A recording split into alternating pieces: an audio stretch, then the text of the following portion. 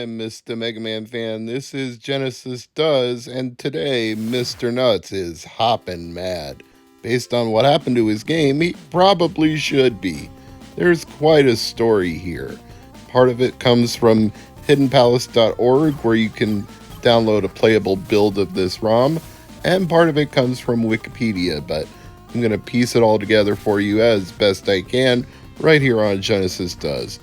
It starts with a game called Mr. Nutz.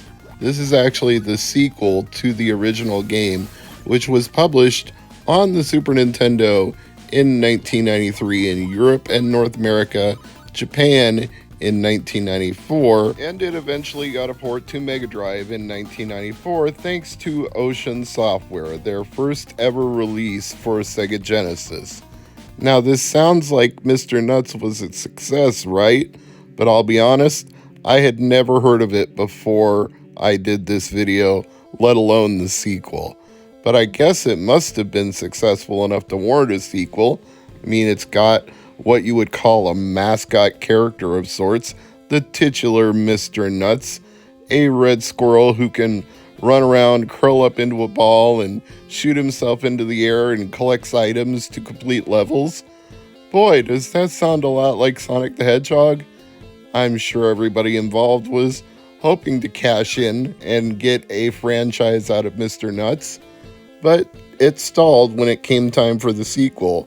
They were working on it for Commodore Amiga. It was being developed by Neon Studios, and according to Wikipedia, which as always may or may not be reliable, their plan was to have faster, more wide open gameplay, unrelated levels and enemies, and a large overworld map instead of a linear path to follow. You can in fact see that world map right here in the video, and it very much reminds me of Super Mario World, which may have been in fact the problem, because I'm sure that once they compared this game to a game that came out many years before, and they saw that the writing was on the wall for the Genesis in the mid to late 90s, they thought, why are we going to release this to diminishing sales and have it be compared against a better franchise with much more sales and success and just get ravaged in the press for it? So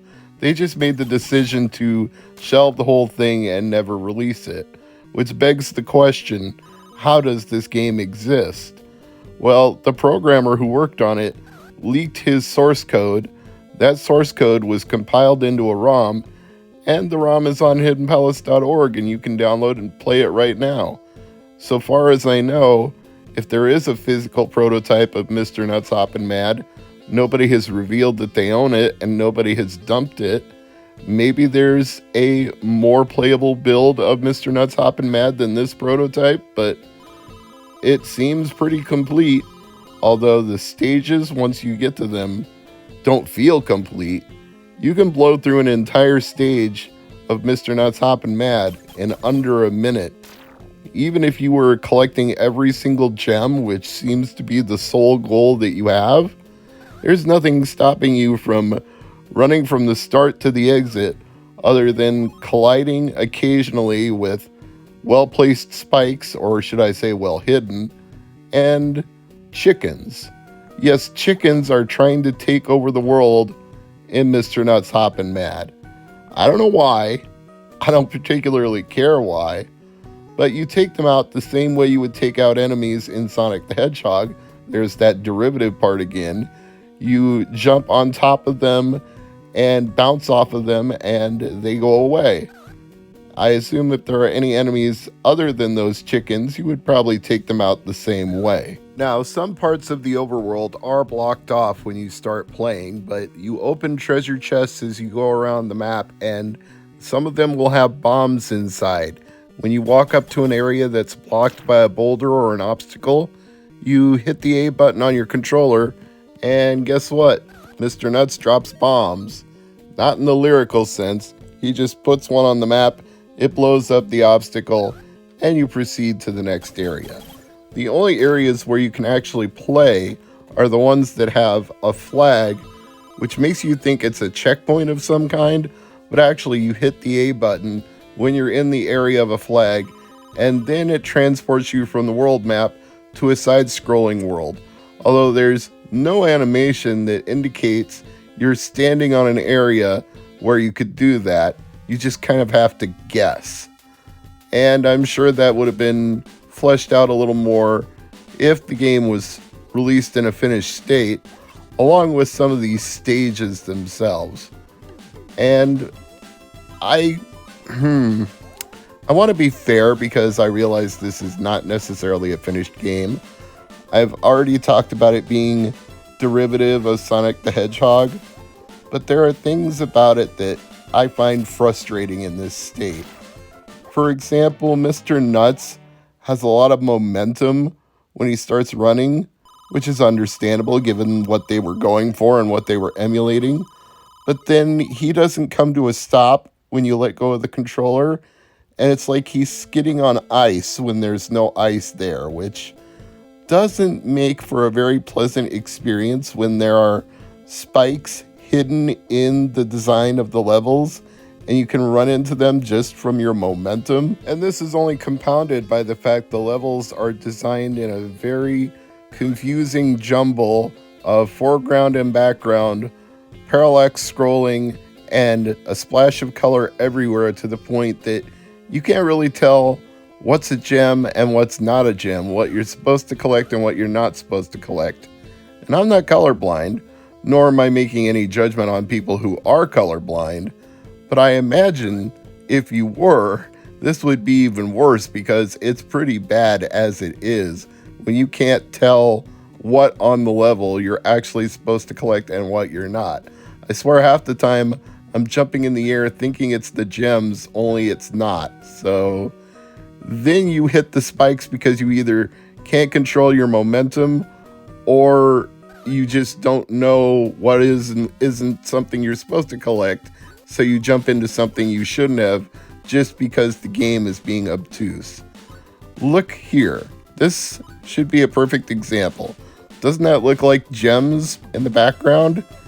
Except for whatever reason, I can't collect them. Those I could collect, but those other ones that were yellow and white, I couldn't. What's the difference? Why can I pick up some of the objects and not the others? I can see there is some merit to Mr. Nutz Hoppin' Mad. It's not as if they didn't have the basis for a good game here. There is some graphical polish to it that I can appreciate. It has a very, how should I say, Commodore Amiga feel that befits the fact that it was being worked on for the Amiga at one point, and Ocean Software was the publisher of the Mega Drive version in Europe, so it has that Commodore Amiga platformer feel to it.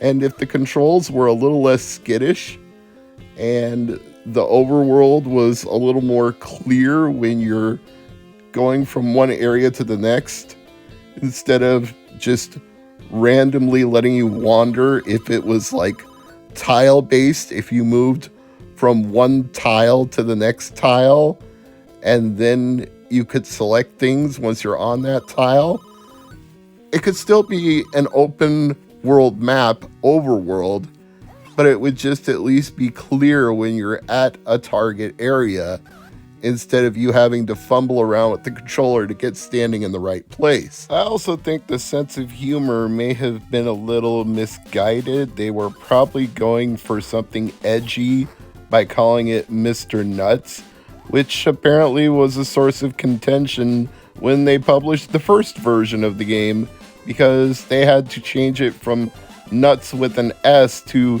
Nuts with a Z to appease the publishers and keep it away from being too attitude driven. Basically, it would have been even closer to something like the much more famous and much more lovable, despite his bad attitude, Conker, because Conker's Bad Fur Day is now considered to be a classic of the Nintendo 64, and I don't think Mr. Nutz is considered to be a classic on Super Nintendo, Genesis, Amiga, or anywhere else.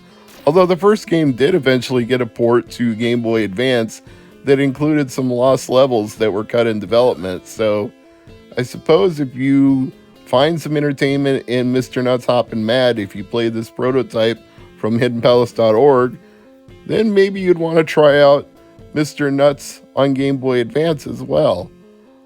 I don't think I own that one. I'm going to have to check my own library and see if I ever bought that or got that, and if not, maybe I'll try it out myself and see how it compares to Mr. Nutz Hoppin' Mad. But if the controls aren't tighter, if the screen layouts aren't a little more easy to follow along with, even if it's linear as opposed to a world map, and if it's not more clear how to achieve the objectives, and if there isn't more enemy variety, then I don't know.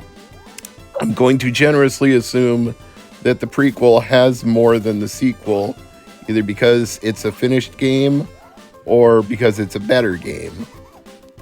There's how do I say I can appreciate the effort of somebody who worked on this while saying it's still not necessarily the greatest? Like, I get that coding all of this would have taken time, a lot of time.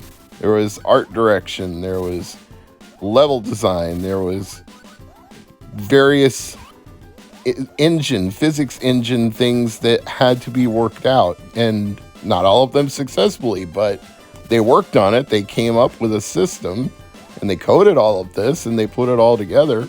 I'm sure they had a full development team with storyboards and sketch artists and everything you would need to make Mr. Nutz Hoppin' Mad. So why they would shelve it when it was already this close to a finished game, and basically you can't even tell it's not a finished game from playing this prototype, I don't know. I guess if you had gone to this much trouble, I would have released it. Even if it's not perfect, it certainly beats putting in all that effort and getting no return on it whatsoever. If you're looking for a little bit of entertainment from a free prototype, Mr. Nutz might be an interesting way to kill an afternoon, but if it was released as a physical game, I imagine it probably would have gotten mediocre reviews. So maybe it is for the best. I'm Mr. MegaManFan. This has been Mr. Nutz Hoppin' Mad. Thank you for watching Genesis Does. Like, share, comment, subscribe. You know all the things to do. And I hope to see you again in another video in the near future. But I will close with some more footage of Mr. Nutz running around in the demo level that plays when you don't touch anything after starting the game. See you later.